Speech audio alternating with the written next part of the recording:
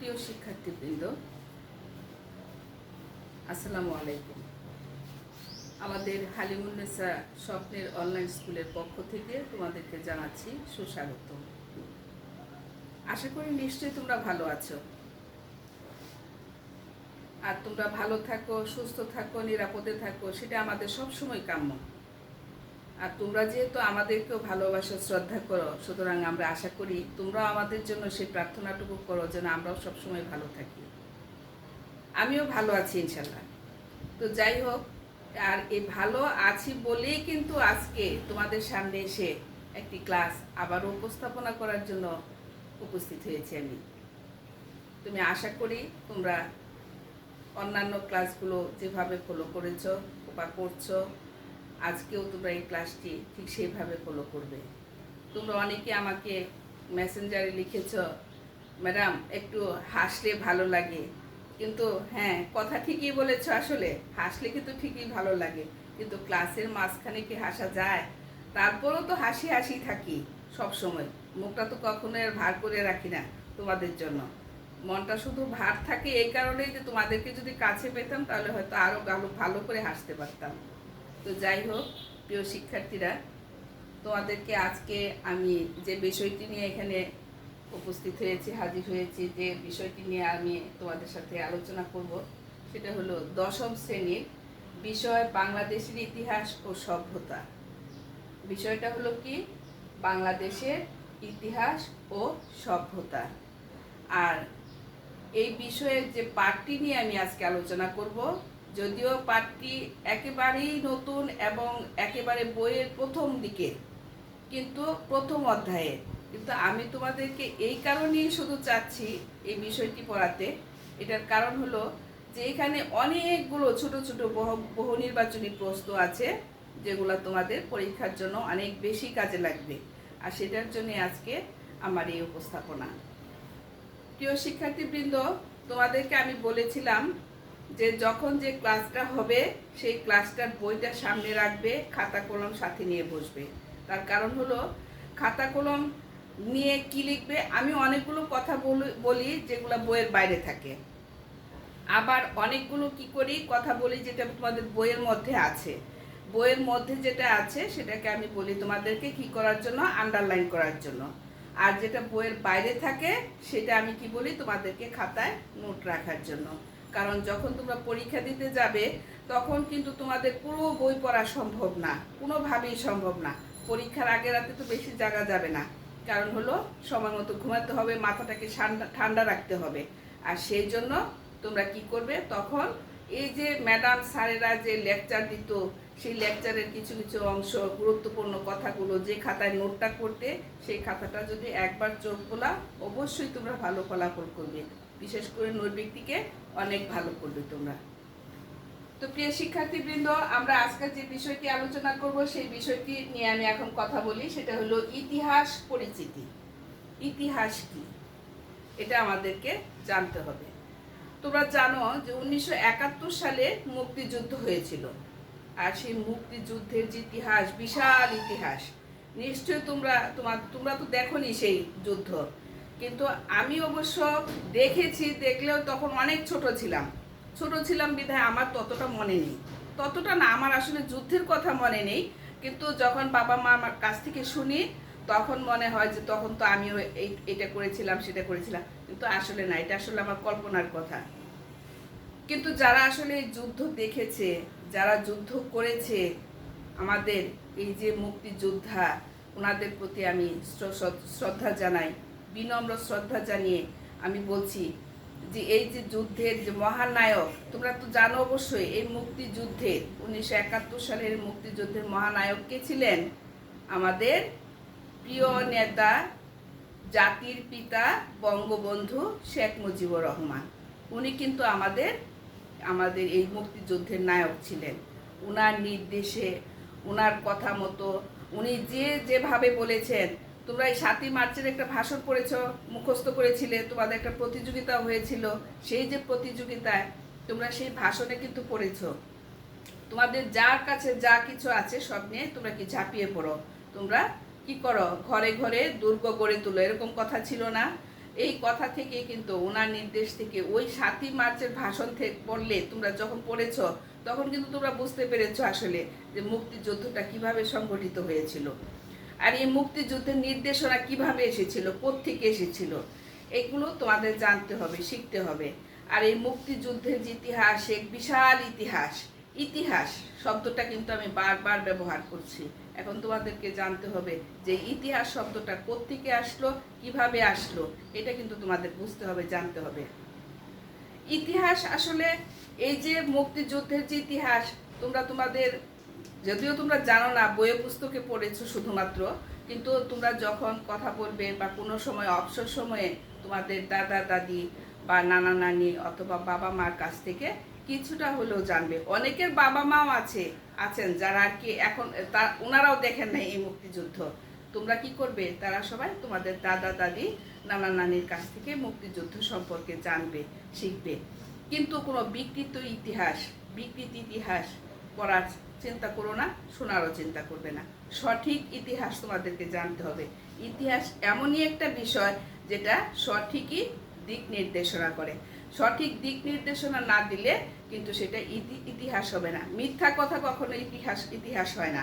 অর্থাৎ ইতিহাস যা ঘটেছিল সেটাই ইতিহাস, যা ঘটে নাই সেটা কিন্তু ইতিহাস না। সুতরাং তোমাদেরকে ইতিহাস কাকে বলে, ইতিহাস কি আছে, এটা সম্পর্কে তোমাদের জানতে হবে। তো আজকে আমরা এই যে ইতিহাস পরিচিতি এই সম্পর্কে যখন আলোচনা করব, তার শেষে তোমরা যেটা ধারণা লাভ করবে বা যেটা তোমরা প্রকাশ করতে পারবে, শিখতে পারবে, সেটা হলো, অর্থাৎ শিখন ফলটা আমি যেটা বলছি সেটা হলো যে ইতিহাস কি, এটা সংজ্ঞা তোমরা করতে পারবে। তারপর হলো ইতিহাস কত প্রকার সেটাও তোমরা বলতে পারবে। ইতিহাসের উপাদান কয়টি সেটাও কিন্তু তোমরা বর্ণনা করতে পারবে। সুতরাং আমি প্রথমেই বলছি তোমাদেরকে যে ইতিহাস কি করতে হবে, আমাদের সঠিক ইতিহাস জানতে হবে, কোনো বিকৃত ইতিহাস জানলে হবে না। ইতিহাস শব্দটা আসলে কোত্থেকে আসছে এটা আমরা যদি একটু প্রথমেই আলোচনা করি। এটা হলো ইতিহাস শব্দটা আসলে ইতিহ শব্দ থেকে এটার উৎপত্তি। কি শব্দটা থেকে উৎপত্তি? এটা হলো ইতিহ শব্দ থেকে উৎপত্তি। এখন এই ইতিহ কাকে বলে, ইতিহ অর্থ কি এটা আমাদের জানতে হবে। ইতিহ অর্থ হচ্ছে ঐতিহ্য। ইতিহ অর্থ কি? ঐতিহ্য। আর ঐতিহ্য বিষয়টা কিন্তু বিশাল কিছু। কারণ হলো একটা ঐতিহ্য বলতে আমরা বুঝি সেটা পারিবারিক হতে পারে, সেটা সামাজিক হতে পারে, সেটা রাষ্ট্রীয় হতে পারে, অনেক কিছু। এই ইতিহাস বিষয়টা এমন, ঐতিহ্য বিষয়টা হলো এমন। এখন এই ঐতিহ্যটাকে নিয়ে আলোচনা করে কে? ইতিহাস। ঐতিহ্য নিয়ে কি আলোচনা হয়? সেখানে হয় ঐতিহ্য নিয়ে যেখানে ধারা বিবরণী হয় সেটাই হলো ইতিহাস। আচ্ছা, যাই হোক, এখন হলো তোমাদের বইয়ের মধ্যে অনেকগুলো ইতিহাসবিদ এবং ঐতিহাসিক অনেকগুলো সংজ্ঞা কিন্তু নিরূপণ করেছেন। আমি একটু ডাস্টারটা নেই, তোমরা একটু লক্ষ্য করো, আমি একটু লিখি মাঝে মাঝে, তোমরাও একটু নোট করো। যেমন ইতিহাস শব্দের অর্থ আমি কি লিখেছি? ঐতিহ্য। এটা কিন্তু লিখে রাখতে পারো তোমরা, কারণ ছোট প্রশ্নে, বহু নির্বাচনী প্রশ্নে তোমাদের কিন্তু এই কথাটা থাকতে পারে যে ইতিহাস শব্দের অর্থ কি। তো যাই হোক, তারপরে যে কথাটা বলছিলাম সেটা হলো এই যে ইতিহাস ঐতিহ্য জানলাম আমরা। এখন একজন ঐতিহাসিকের কথা আমরা বলি, যেমন E.H. কার, ওর নাম হলো ঐতিহাসিক E.H. কার। E.H. কার উনি একজন কি ছিলেন? ঐতিহাসিক। এই যে ঐতিহাসিক, উনার ভাষায় ইতিহাস হলো বর্তমান এবং অতীতের এক অন্তহীন কি আলোচনা বা সংলাপ। কি বলবো আমরা? E.H. কার কি বলেছেন? ইতিহাস হলো বর্তমান এবং অতীতের মধ্যে একটা অন্তহীন সংলাপ। অন্তহীন মানে কি? যার কোনো শেষ নাই। কার মধ্যে? অতীতের মধ্যে এবং বর্তমানের মধ্যে কি হবে? একটা অন্তহীন একটা সংলাপ থাকবে, সেটাই হলো কি? ইতিহাস। এটা কি কে বলেছে? E.H. কার। এখন যদি তোমাদের এই ছোট প্রশ্নে থাকে এরকম যে প্রশ্নটা এরকম হতে পারে যে ইতিহাস হলো বর্তমান ও অতীতের মধ্যে অন্তহীন সংলাপ। উক্তিটি কার? বা এই সংজ্ঞাটি কে দিয়েছেন? এরকম ছোট প্রশ্ন থাকতে পারে, সেটা জ্ঞানমূলক প্রশ্ন হতে পারে। সুতরাং তোমাদের এটা জানতে হবে। আর সবসময় একটা জিনিস লক্ষ্য রাখবে, যখন কোনো ইতিহাসবিদ বা ঐতিহাসিক কোনো সংজ্ঞা আরোপ করবে, তখন এই সংজ্ঞাটা কিন্তু হুবহু বলতে হবে তোমাদের। এখানে কিন্তু ভাষার কোনো বিকৃত করা যাবে না, কারণ উনি যা বলেছেন হুবহু তাই তোমাদেরকে লিখতে হবে বা বলতে হবে। আচ্ছা, যাই হোক, তাহলে আমরা ইএইচ কারের কি জানলাম? সংজ্ঞাটি জানলাম। তারপরে যেটা হলো, এখন বলি আমি আরও ইতিহাসবিদের কথা আমি আলোচনায় আনবো। তারপরে যেটা বলতেছি সেটা হলো ইতিহাস শব্দটি সম্পর্কে আমরা আরেকটু বলি। সেটা হলো ইতিহাস শব্দটিকে যদি আমরা সন্ধি বিচ্ছেদ করি তাহলে কি দাঁড়ায় আমরা একটু দেখি। ইতিহাস, সরি কলমটা শুকিয়ে গেছে খোলা রাখাতে। ইতিহাস, হ্যাঁ, ইতিহাস এটাকে যদি আমরা সন্ধি বিচ্ছেদ করি তাহলে হবে ইতিহ যোগ আস। তাহলে কি হলো? এটা হলো ইতিহাস। এটার অর্থ যা দাঁড়ায়, এই ইতিহ যোগ আস, এটার অর্থ হলো এরকম যে যা ঘটেছিল বা যা হয়েছিল এরকম কিছু। এই দুটো শব্দের অর্থ যা দাঁড়ায় সেটা হলো যা ঘটেছিল বা যা হয়েছিল এরকম কিছু বোঝায়। সেটাই হলো কি ইতিহ যোগ আস। তাহলে ইতিহাস শব্দটা কিভাবে আসলো সেটা আমরা জানলাম। এখন আরেকটু জানি ইতিহাসের ইংরেজি শব্দ কি। ইতিহাসের ইংরেজি শব্দ হলো হিস্টোরি। ইতিহাসের ইংরেজি কি? হিস্টোরি। আমি লিখতেছি, এটা হলো ইতিহাসের ইংরেজি শব্দ হলো হিস্টোরি। হিস্টোরি। এই যে হিস্টোরি শব্দটা, এই হিস্টোরি শব্দটা কোত্থেকে আসলো? হিস্টোরি শব্দটা একটা গ্রিক শব্দ, হিস্টেরিয়া। হিস্টোরিয়া কোন সব কি শব্দ? হিস্টোরিয়া। হিস্টোরিয়া, এটা থেকে হলো এই হিস্টোরি শব্দের উৎপত্তি। কার উৎপত্তি? হিস্টোরিয়া থেকে হিস্টোরি শব্দের উৎপত্তি। এটা কোন দেশি শব্দ? গ্রিক শব্দ। তাহলে আমরা কি বলবো? গ্রিক দেশীয় শব্দ, গ্রিক ভাষায় কি বলে? হিস্টোরিয়া। আর ওটাকে ইংরেজির প্রতিশব্দ কি আছে? হিস্টোরি। তাহলে আমরা মোটামুটি হিস্টোরি কাকে বলে বা ইতিহাস কাকে বলে, ইতিহাস কোত্থেকে আসলো, এটা আমরা মোটামুটি একটা ধারণা হয়ে গেল। প্রিয় শিক্ষার্থীবৃন্দ, আমি এখন বলবো আরেকজন ইতিহাসবিদের কথা, ঐতিহাসিকের কথা। তিনি হলেন ডক্টর জনসন। শুনেছ কখনো নাম? মনে পড়ে? মনে পড়ে না, আমি জানি। কারণ হলো যে বইয়ের সাথে যোগাযোগ একটু কম, বাড়িতে শুধু বসে বসে খাই না, তা হবে না, খেলে হবে না, শুধু পড়াশোনা চালিয়ে যেতে হবে। কার নাম বললাম? Doctor Johnson. Doctor Johnson.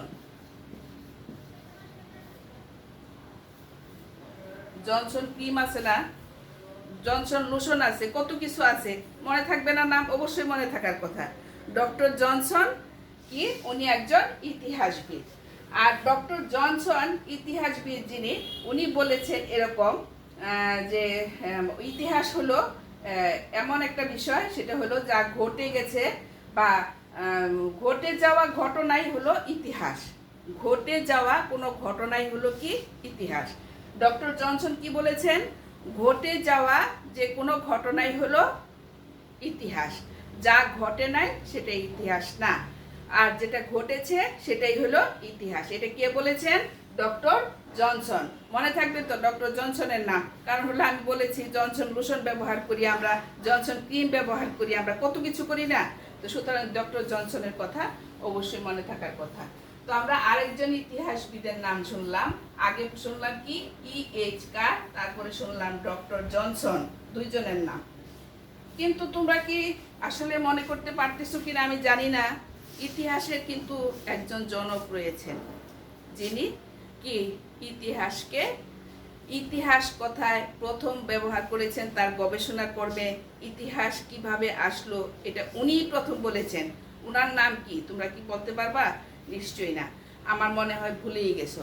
তো আমি বলে দিচ্ছি তোমাদেরকে, সেটা হলো কি নাম? কি? হেরোডাটাস। কি নাম? হেরোডাটাস। উনি হলেন ইতিহাসের জনক। উনি কি করেছেন? এই ইতিহাস শব্দটি প্রথম ব্যবহার করেছেন। কিভাবে ব্যবহার করেছেন? ওনার গবেষণা কর্মে তিনি প্রথম ব্যবহার করেছিলেন যে এই ইতিহাস শব্দটি কিভাবে ব্যবহার করতে হবে এবং কেন করতে হবে, কোথায় করতে হবে। উনি প্রথম এই গবেষণা কর্মে এই ইতিহাস শব্দটি ব্যবহার করেছিলেন।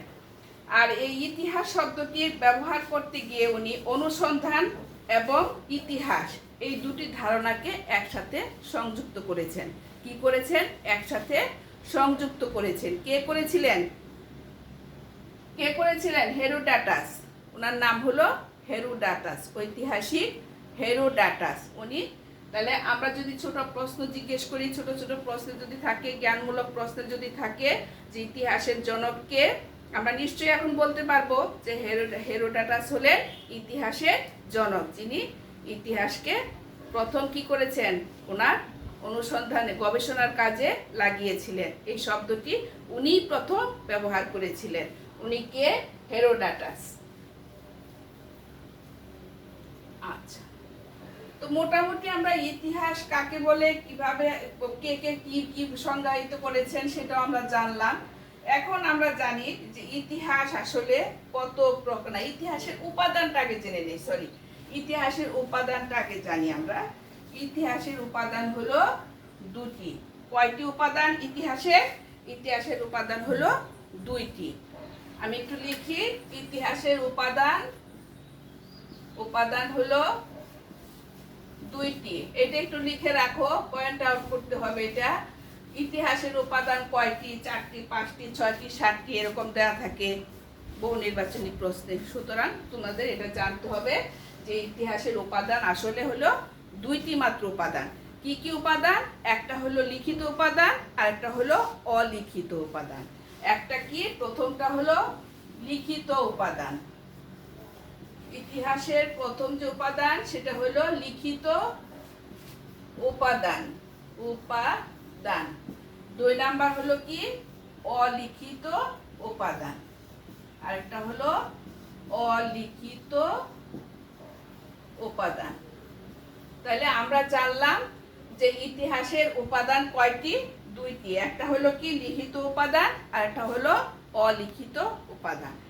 এখন এই যে লিখিত উপাদান, এই লিখিত উপাদান কোনগুলো আর অলিখিত উপাদান কোনগুলো সেটাও আমাদেরকে একটু জানতে হবে। লিখিত উপাদানের মধ্যে তোমার অনেক কিছু আছে, যেমন হলো তোমার সাহিত্য থাকতে পারে সেটাতে, তারপর তোমার থাকতে পারে হলো বৈদেশিক বিবরণ, দলিলপত্র, অর্থশাস্ত্র, আইনে আকবরী ইত্যাদি। এখন যদি তোমাদেরকে আমি কি কি বললাম এখানে লিখিত উপাদানে, একটা কি বলেছি একটু বলি, সাহিত্য। প্রথমটা কি বললাম? সাহিত্য। তারপরে হলো অর্থশাস্ত্র, অর্থশাস্ত্র। তারপরে আর কি বলেছি? আর কি বললাম? দলিলপত্র। আর একটা হলো দলিলপত্র, আর অনেক কিছু। আচ্ছা, আমি কয়েকটা মাত্র উল্লেখ করলাম। সাহিত্য, অর্থশাস্ত্র, দলিলপত্র ইত্যাদি ইত্যাদি অনেক কিছু। এখন এই যে সাহিত্য, অর্থশাস্ত্র, দলিলপত্র, লিখিত উপাদান যে আছে, সাহিত্য এটা কি? তোমরা তো অনেক সাহিত্য পড়েছ, কিন্তু একটা সাহিত্যের সাথে আরেকটা সাহিত্যের অবশ্যই রিলেটেড। তার কারণ হলো অতীত ইতিহাস থেকেই আমাদের কি হয়ে আসছে, যেগুলো আস্তে আস্তে আস্তে আস্তে অতীত থেকে বর্তমানে আসে, সেটাই হলো ইতিহাস। এটা কে বলেছিলেন বলতে পারবে কি? মনে আছে তোমাদের? নিশ্চয়ই। যদি মনে না থাকে অবশ্যই তোমরা বইটা একবার দেখবে। আরেকটা হলো আমি কিন্তু তোমাদেরকে বিবরণ দিয়েছি একটু আগে। এইচ কার কি বলেছিলেন? এইচ কার কি বলেছিলেন? যে অতীত এবং বর্তমানের মধ্যে যে অন্তহীন সংলাপ, সেটাই হলো কি? ইতিহাস। তাহলে সুতরাং এই সাহিত্যের মধ্যেও অতীত থেকে বর্তমান পর্যন্ত কি করতে হবে আমাদের? এই যে অন্তহীন যে সংলাপ, সেটাই হলো কি সাহিত্যের ইতিহাস। তদ্রূপ অর্থশাস্ত্রেও একই অবস্থা। অর্থশাস্ত্রটা অতীতকালে কি ছিল, এখন বর্তমানের কি অবস্থা, অর্থশাস্ত্র কি বলতেছে, অর্থশাস্ত্র কিভাবে আসলো, কোত্থেকে আসলো। কোনো এক সময় ছিল কি বিনিময় প্রথা, কোনো এক সময় কি ছিল বিনিময় প্রথাটা কি তোমরা তো নিশ্চয়ই পড়েছো অর্থনীতিতে। তারপর আমি আবার একটু বলি, সেটা হলো যে বিনিময় প্রথাটা এরকম ছিল যে আমার আছে চাল, তোমার আছে ডাল, অথবা আমার আছে আলু, তোমার আছে বেগুন, এরকম যদি হয় তখন কোনো মুদ্রা ছিল না। আর তখন কি করতে হতো, সেই যে আমার চাল তোমাকে আমি দেব, তোমার ডাল তুমি আমাকে দিবে, এই যে পরিবর্তন, একজনের হাত থেকে আরেকজনের জিনিস নিয়ে যাওয়া, রদবদল করাটা, এটাই হলো কি বিনিময় প্রথা। এক সময় ছিল এই বিনিময় প্রথা। আর সেই বিনিময় প্রথা কি, এটাও তো অর্থশাস্ত্রের ভিতরেই পড়ে। সুতরাং অর্থশাস্ত্রটাও সেই অতীত থেকে এই বর্তমান পর্যন্ত যেভাবে চলে আসছে সেটা লিপিবদ্ধ করা, এটা হলো লিখিতভাবে রাখাটাই হলো কি লিখিত উপাদান অর্থশাস্ত্রে। তারপরে হলো দলিলপত্র। আমার দাদা, আমার নানা, আমার চাচা, তোমার দাদা, তোমার নানা, তোমার চাচা এক সময় কি অনেক অনেক সম্পত্তির মালিক ছিল। অনেক সময় দেখা যায় যে অনেক জমিদাররা ছিল, সেই জমিদাররা কি করছে, তাদের নামে যে জমিগুলো ছিল বা সরি তাদের নামে যে জমি ছিল, তাদের নামে যে সম্পদ ছিল, সেগুলো কি করছে আস্তে আস্তে একজনের পরে একজনের পরে এভাবে তারা কি উত্তরাধিকারী সূত্রে পেয়ে আসছে না। এই যে পেয়ে আসছে এই দলিলপত্র, এটাও তো একটা লিখিত কি উপাদান নয় কি? অবশ্যই এটাও হলো একটা লিখিত উপাদান। কিসের? ইতিহাসে। তো আমরা মোটামুটি লিখিত উপাদানটা কি সেটা মোটামুটি বুঝে গেলাম। এখন আমরা আসি অলিখিত উপাদান কি। ইতিহাসের অলিখিত উপাদান সম্পর্কে একটু বলবো আমরা। ক্লাস কি বেশি হয়ে যাচ্ছে? পড়া বেশি হয়ে গেলেও তো তোমাদেরকে কাছে নাই, তোমাদেরকে জিজ্ঞেস করে জানতেও পারবো না যে বেশি হয়ে যাচ্ছে ম্যাডাম। যাক, তারপরও আমি এত বেশি দিব না তোমাদেরকে, আমি শর্ট করেই দিব। আমাদের গত ক্লাসে যে ভূগোল পড়াটা সেটা তোমাদের অনেক বেশি বড় হয়ে গেছিল, আমার মনে আছে। তো আমি আজকে এত বড় করব না, ছোট করেই দিচ্ছি তোমাদেরকে। অলিখিত ইতিহাস। অলিখিত ইতিহাস। ইতিহাস অলিখিত ইতিহাসকে কিন্তু আরেকটা নাম বলা যায়, সেটা হলো কি প্রত্নতত্ত্ব ইতিহাস। কি বলা যায়? প্রত্নতত্ত্ব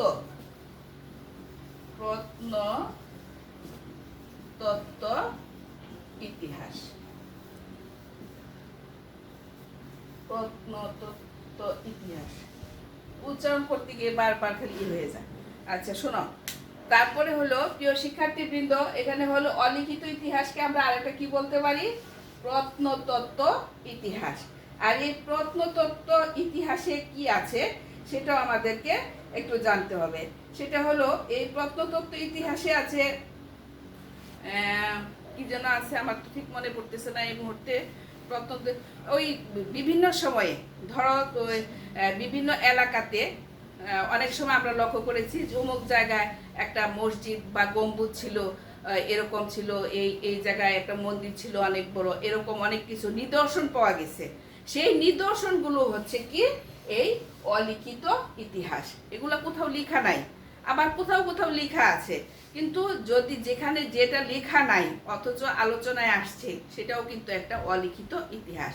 আর এই অলিখিত ইতিহাসগুলোকেও কিন্তু পরবর্তী সময়ে যাচাই বাছাই করা হয়, যেটা কি সত্যি না মিথ্যা। যদি মিথ্যা হয়ে থাকে তাহলে সেটা ইতিহাসের পর্যায়ে পড়বে না, আর যদি সত্য হয়ে থাকে তাহলে কি হবে, সেটা ইতিহাসের পর্যায়ে পড়বে।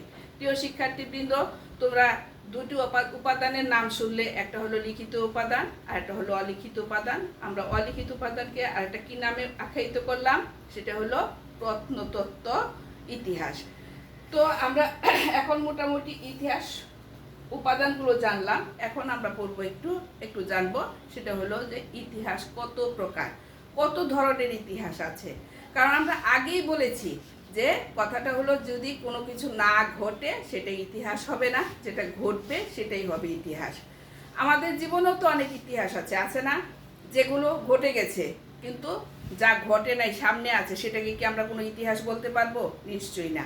আমার জীবনেও অনেক বড় বড় ইতিহাস রয়ে গেছে, তোমার জীবনে অনেক বড় বড় ইতিহাস রয়ে গেছে, কিন্তু সেগুলো কিন্তু অবশ্যই ঘটেছিল। না ঘটলে কিন্তু আমরা ইতিহাস বলতে পারতাম না। সুতরাং E.H. কার ঐতিহাসিক যে কথাটা বলেছেন তা সত্যি অনেক সুন্দর একটি কথা, যে যা ঘটেছে তাই হলো ইতিহাস, যা ঘটে নাই তা কখনো ইতিহাস নয়। আচ্ছা, এখন আমরা পড়ব ইতিহাস কত প্রকার ও কি কি, এটা সম্পর্কে একটু জেনে আমি আমার আজকে ক্লাস শেষ করব তোমাদের এখানে। ইতিহাস হলো, এই ইতিহাসও কিন্তু আবার দুই প্রকার। ইতিহাস কত প্রকার? ইতিহাস এটা হলো দুই প্রকার। আমরা উপাদান পড়লাম দুই প্রকার, ইতিহাসের প্রকার ভেদেও পড়লাম আমরা এটা কত প্রকার? দুই প্রকার। এই দুই প্রকারের মধ্যে একটা হলো কি ভৌগোলিক ইতিহাস বা অবস্থানগত দিক আর কি, ভৌগোলিক অবস্থানগত দিক ইতিহাস। আর একটা হলো কি, আর একটা কি বলতে বাবা? আমার মনে হয় তোমরা ভুলে গেছো, ভুলে না গেলেও হয়তো বা তোমরা বই খুললেই দেখতে পারবে। সেটা হলো ইতিহাস দুই প্রকার, একটা হলো ভৌগোলিক ইতিহাস বা অবস্থানগত ইতিহাস, একটা হলো ভৌগোলিক ইতিহাস,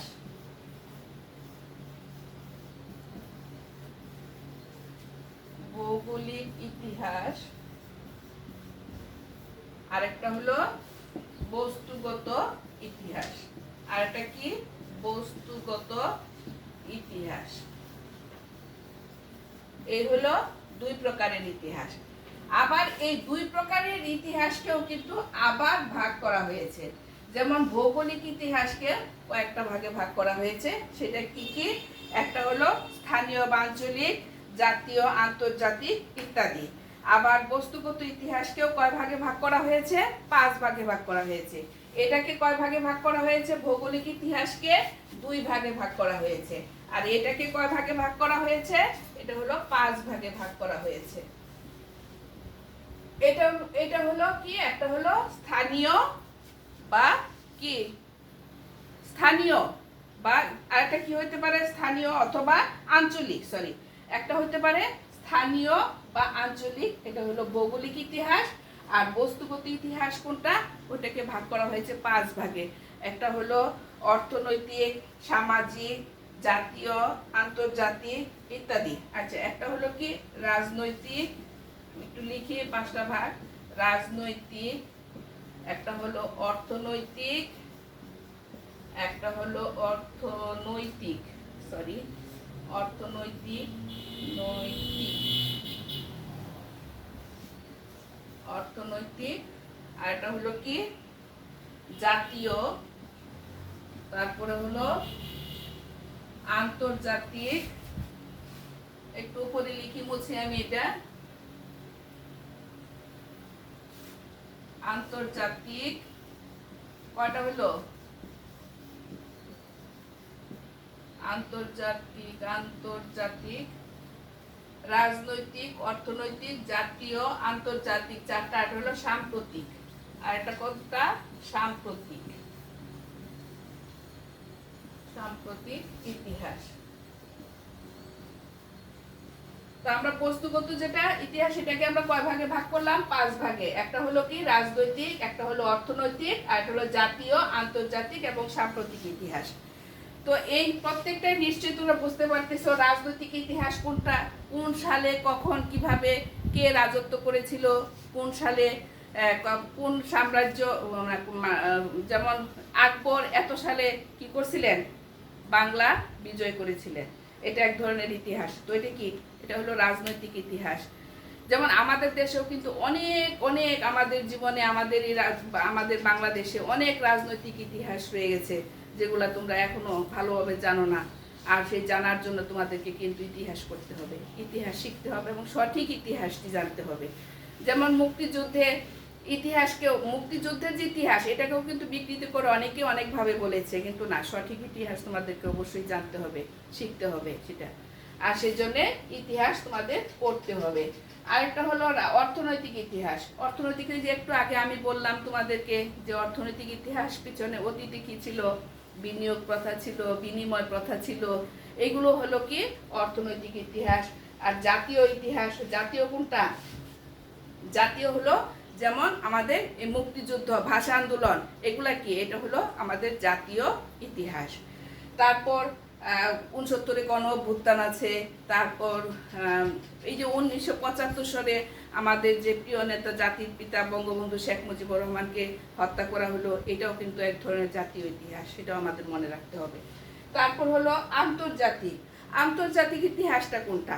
সারা বিশ্বের মধ্যে যে ইতিহাসটা কি হবে, থাকবে, সেটা হলো মানে স্বীকৃতি পাবে, সেটাই হলো কি আন্তর্জাতিক ইতিহাস। যেমন আমাদের 1952 সালের ভাষা আন্দোলন, এইটা কি করা হয়েছে? আমাদের আন্তর্জাতিক ভাষা দিবস হিসাবে কি করা হয়েছে? পরিগণিত করা হয়েছে, বা আন্তর্জাতিক ভাষা দিবস হিসাবে আমাদের স্বীকৃতি দেওয়া হয়েছে। এই যে স্বীকৃতি দেওয়াটা, এটা হলো কি একটা আন্তর্জাতিক ইতিহাসের মধ্যে পড়ে গেল। আচ্ছা, তারপর হলো সাম্প্রতিক ইতিহাস। সাম্প্রতিক ইতিহাস এটাও একটা মানে বর্তমান কালে যেসব ইতিহাস ঘটছে, এটা কিন্তু হলো সাম্প্রতিক ইতিহাস। যেমন ধরো আমাদের এই যে করোনা ভাইরাস এখন চলছে, আমরা এই যে করোনা ভাইরাসের সংকট সময়ে আছি, এখন এই করোনা ভাইরাসের এই সংকট সময়টা, এটা কি হবে? কোনো এক সময়ে ইতিহাসে লিপিবদ্ধ হবে। যখন হয়তো তখন আমি থাকবো না, হয়তো বা তোমার বাবা মা থাকবে না, আমরা যারা এই বয়সের আছি তারা হয়তো আমরা কেউ থাকবো না, কিন্তু তোমাদেরও ভবিষ্যৎ প্রজন্ম তারা কি করবে? এই বিষয়টা যখন জানবে, তখন কি করবে? যে 2019 সালে কি হয়েছিল? একটা অদেখা, অচেনা, মানে অচেনা অদেখা একটা ভাইরাস এসেছিল। সেটার নাম কি ছিল? Corona virus. আর সেই করোনা ভাইরাসে কি হয়েছিল? লক্ষ লক্ষ মানুষ মারা গেছে, সেটা ইতিহাসে লিপিবদ্ধ হবে। এটাই হলো আমাদের কি সাম্প্রতিক ইতিহাস। তো আমি আজকে আর তোমাদেরকে পড়া বেশি দিতে চাচ্ছি না, আমি আলোচনা আর যাব না। তো আমি তোমাদেরকে আবারও বলছি, তোমরা সবাই ভালো থেকো, সুস্থ থেকো। আর সবচাইতে বড় কথা যেটা, সেটা হলো সকাল ঘুম থেকে খুব সকালে উঠবে, আল্লাহর কাছে প্রার্থনা করবে আমরা যেন সবাই ভালো থাকি, তোমরাও ভালো থাকো।